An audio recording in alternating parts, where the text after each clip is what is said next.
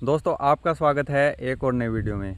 आज की इस वीडियो में आपको एक ऐसा किस्सा सुनाने वाला हूं जो मेरे साथ हो चुका है। जहां पहले मैं काम करता था उस डेयरी फार्म में मेरे साथ हुआ था एक ऐसी घटना हुई थी, एक ऐसा किस्सा हुआ था कि ये जो खड्डा देख रहे हो ना आप, इसके अंदर एक भैंस कूद गई थी, एक भैंस।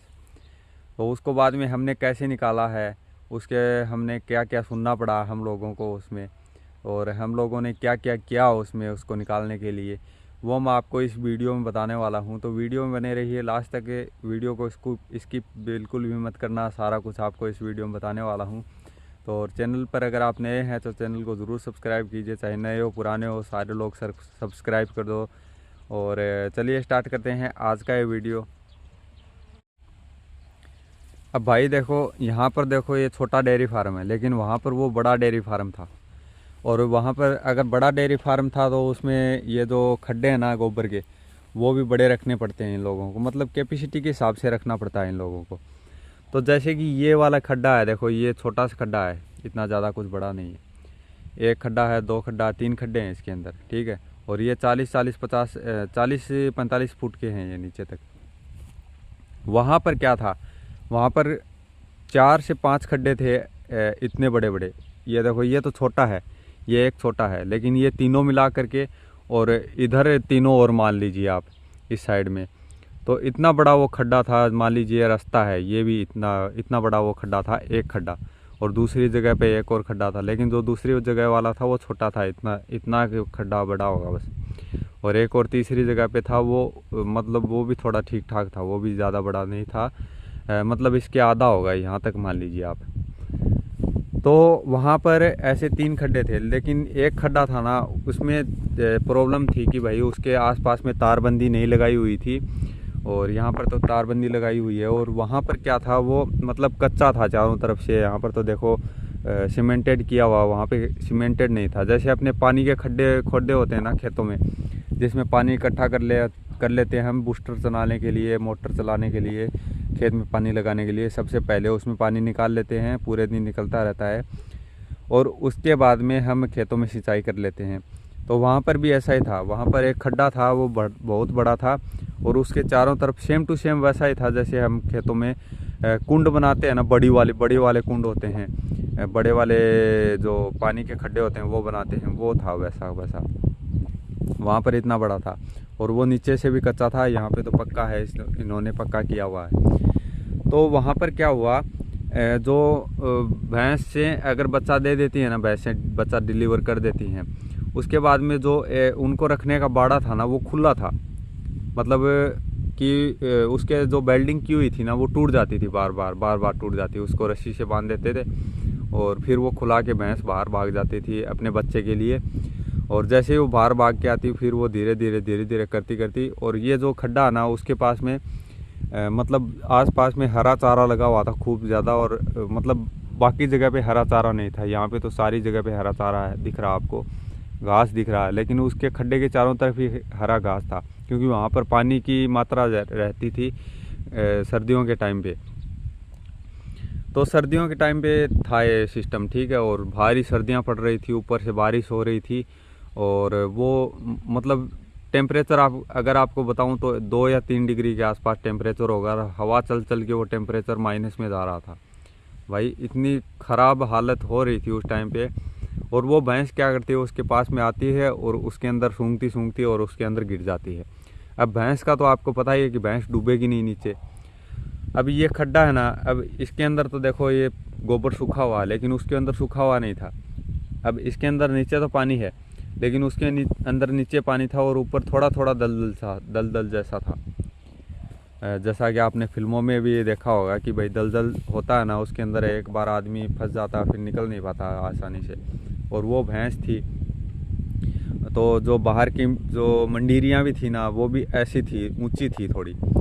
तो वो मतलब करीब करीब होगा मेरे ख्याल से 7 से 8 फीट के करीब होगा उसकी ऊंचाई, गहराई है ना उसकी 7 से 8 फीट के करीब होगी। और उसके अंदर जो पानी भरा हुआ था वो करीब करीब 4.5-5 फीट के करीब भरा हुआ था। मतलब कि वो पानी है ना मेरे कमर तक नहीं, कमर से भी ऊंचा, मतलब कंधों तक आ रहा था मेरे वो पानी, ऐसा हुआ था। तो वो जब गिर गई थी भैंस, तो उस मालिक ने बोला कि मालिक को पता लग गया दूसरे दिन, शाम को वो भैंस गिरी थी रात को, और मालिक को दूसरे दिन पता लग गया, उसने कैमरे में देख लिया, रात को ही देख लिया शायद। दूसरे दिन सुबह जल्दी उठ करके आया और ये बारिश आ रही है और टेम्परेचर 0 डिग्री चल रहा है। वो आदमी बोलता है कि हम चलो भैंस निकाल करके लाएंगे। हम तीनों को बाहर जो काम कर रहे थे उनको बोलता है कि भैंस निकाल करके लाएंगे, तुम मेरे साथ चलो, मेरा साथ देना, ठीक है। और वो मतलब गुस्सा हो जाता, बात बात पर वो गुस्सा हो जाता था। इस खड्डे के अंदर गिर गई थी वो, तो वो गुस्सा हो गया था कि भाई तुमने भैंस गिरा दी है, तुम ध्यान नहीं रखते हो क्या भाई, पूरे दिन बैठे रहेंगे बाहर, क्या तुम्हारी भैंस का ही ध्यान रखते रहेंगे, अब अंदर जा कर के सोएगा नहीं आदमी। तो भाई उस बाड़े से निकल करके वो उस भैंस अंदर चली गई। वो मालिक बोलता है हमको कि भाई हम निकाल करके लाएंगे, तीनों चारों लोग जल्दी चलते हैं।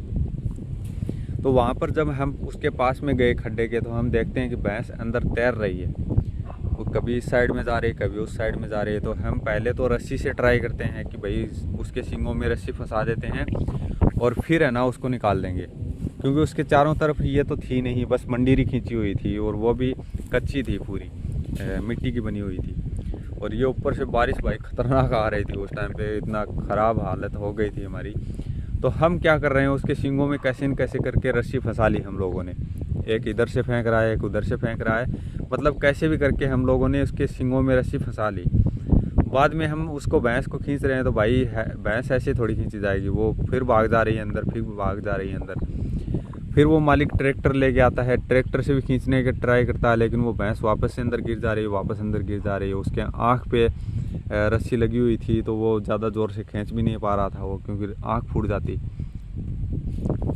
फिर है ना वो भैंस निकलवा करके सींग से और फिर भाग जाती है वो रस्सी को निकलवा करके। अब क्या करता है वो मालिक, हम लोगों में से तीनों को बोलता है कि एक आदमी अंदर चला जाओ। एक आदमी अंदर जा करके उस भैंस के पीछे, तुम अगर वो फोरका बोलते हैं यहाँ पर, जेड़ी जो हमारी साइड में बोलते हैं ना, चौसिंगी बोलते हैं, जेड़ी बोलते हैं, उसको पीछे से मारोगे ना तो वो आगे आ जाएगी। अब हम लोगों में से किसी की हिम्मत हो नहीं रही थी। फिर मैं भाई साहब मैंने सोचा कि भाई अगर मैं इसके अंदर चला जाता हूँ तो ये मुझे अच्छा मानेगा मालिक, और फिर है ना ये डॉक्यूमेंट करवा करके दे देगा मेरे, मतलब पक्के डॉक्यूमेंट बनवा के दे देगा।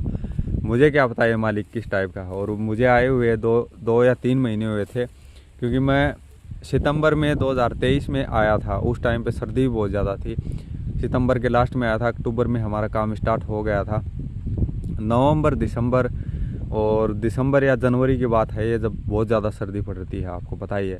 और यहाँ पर तो बहुत ज़्यादा पड़ती है भाई। तो क्या हुआ, उस मालिक ने तीनों को बोला, तो मैंने कहा कि भाई ठीक है मैं चला जाता हूँ। और मुझे मना भी किया था उन लोगों ने, जो मेरे साथ थे, उन्होंने मना भी किया था, लेकिन मैं ना उसके अंदर कूद गया। मालिक कहता है कि इसके पास ज़्यादा तुम चलना, बीच में ज़्यादा तुम जाना मत, नहीं अगर गिर जाओगे तो भाई निकालने वाला कोई नहीं है फिर। तो मैं अपनी जान पर रिस्क ले करके उसके अंदर, खड्डे के अंदर कूद जाता हूँ भाई, धीरे से कूद जाता हूँ। वो लोग पाइप लेकर के आए थे, पाइप लगा करके हम लोग उसके अंदर चले जाते हैं, मैं चला जाता हूँ। और बाकी दोनों वो बाहर खड़े होकर के बोल रहे हैं कि हाँ तुम निकाल सकते हो, ये कर सकते हो भाई उस टाइम पे इतनी ख़राब हालत हो रही थी। और वो अंदर जैसे हम आइस बात लेते हैं ना, बर्फ़ के पानी में नहा लेते हैं भाई, बर्फ़ का पानी हुआ पड़ा था वो एकदम। भाई मेरी मतलब मैं कँपा गया था पूरा, एकदम कँपी चढ़ गई थी मेरे उसके अंदर जाते ही। अब देखो आप, और उसके अंदर जूते खोल करके जाओ और पजामा खोल करके फिर मैं उसके अंदर गया था। ऊपर तो मैंने कोट पहना हुआ था, लेकिन वो भी भीग गया था बारिश के कारण। बारिश भी बहुत ज़्यादा हो रही थी उस टाइम पे, और ये हवाएं चल रही थी ऊपर की साइड ये। तो जब मैं उसके अंदर गया तो भैंस मुझे देखती है, और भैंस देख करके फिर उस साइड में भाग जाती है। फिर मैं उस साइड में जाता हूँ, फिर इस साइड में आ जाती है भैंस। अब भाई मेरी ऊपर से हालत ख़राब हो रही है, ये तो एक ठंडा पानी और उसके अंदर चला भी नहीं जा रहा। आदमी चलेगा कैसे, गोबर के अंदर, दलदल के अंदर आदमी कैसे चल सकता है। नीचे तो पानी था उसमें, लेकिन नीचे से वो कच्चा था। और कभी उसमें अंदर जा रहा हूँ ना, कोई भैंस का बच्चा मरा पड़ा है अंदर, नीचे पैर लग रहा है, कभी कोई कुत्ता मरा पड़ा लग रहा है नीचे। ऐसी कंडीशन हो रही थी मेरी। तो जब मैं उस भैंस के पीछे जा रहा हूँ, वो उधर से फिर भाग जा रही। बाद में क्या किया उन लोगों ने, उस भैंस के सींगों में फिर से रस्सी डाल दी, ठीक है, और वो भैंस को एक जगह पे रोक के रखे। और बाद में मैंने उसके पीछे गया, मैं उसके, और फिर मुझे गुस्सा आ गया भाई, फिर मैंने भैंस के मार मार के पीछे खून निकाल दिए पीछे, क्योंकि भाई हालत ख़राब हो रही थी। थोड़ी देर और अगर मैं रुकता तो मेरे से चला ही नहीं जाता, फिर मैं जाम होके वहीं पे रह जाता अंदर ही।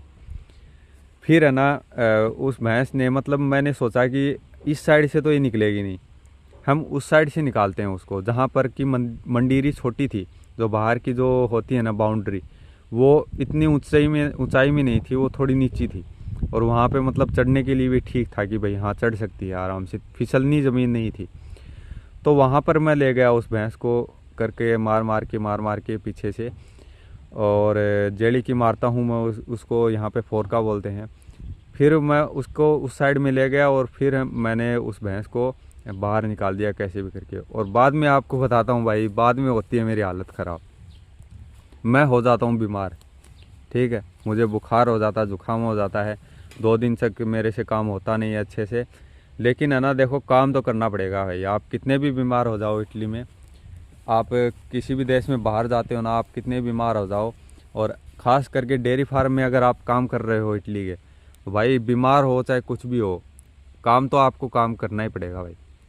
आपको भैंसों का दूध निकाल के देना पड़ेगा, आपको जो काम बताया है वो काम करना ही पड़ेगा। वहाँ पर मैं भैंसों का दूध नहीं निकालता था, लेकिन मेरा काम अलग था, जो दूसरों को नहीं ज़्यादा पता था वो काम, जो भैंस के बच्चे होते हैं ना उनको दूध पिलाने का, तो वो काम मुझे करना ही था भाई। मैं बीमार हो गया था, मैं नहाया था जा कर के गर्म पानी से, मतलब पहले नॉर्मल पानी से और फिर गर्म पानी से। गर्म पानी भी इतना ज़्यादा गर्म लग रहा था मुझे, क्योंकि उसके अंदर है ना ऐसे लग रहा था जैसे कि बर्फ़ में नहा के आया हूँ मैं, जैसे वो आइस बाथ नहीं लेते हैं क्या, वैसे ही आइस बाथ ले रहा था मान लीजिए मैं और फिर नहा करके और फिर मैं आया, फिर भाई 10 दिन तक है ना मेरे शरीर से बदबू नहीं गई, इतनी भयंकर बदबू आ रही थी कि आप पूछो मत। खाना नहीं खाया जा रहा था सही से।